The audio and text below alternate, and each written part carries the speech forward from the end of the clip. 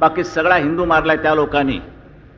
मला चिथवायचं नाहीये, पण तुमच्या हिंदुस्थानामध्ये तुमच्या पोटात सुरे जाऊ शकतात आणि सरकारला लाज नाही. ह्या पुढे मी तुम्हाला सांगतो, हे चित्र निदान महाराष्ट्रात, शिवरायाच्या मर्दांच्या महाराष्ट्रात मी सहन करणार नाही. काय याच्यामध्ये चिथावणी वगैरे काही नाही. आमच्या एकंदर जगण्या मरण्याचा प्रश्न आहे. आम्ही काही देवनारचे बोकड नवत किंवा काल प्रकारचा भांज्याचा खटीक खाना नाहीये. तिरांकेत हिंदू उभे राहिलेले आहेत, प्रत्येकाच्या गळ्यामध्ये झेंडूची माळ आहे आणि ते आपले चाललेले सुरापर्जित वगैरे वगैरे. चलो साले एकेकाची मुंडी घाल त्याच्या ह्याच्यात. हे नाही जमणार. कशा करता जगायचं? मर्द म्हणूनच आम्ही जगणार आहोत.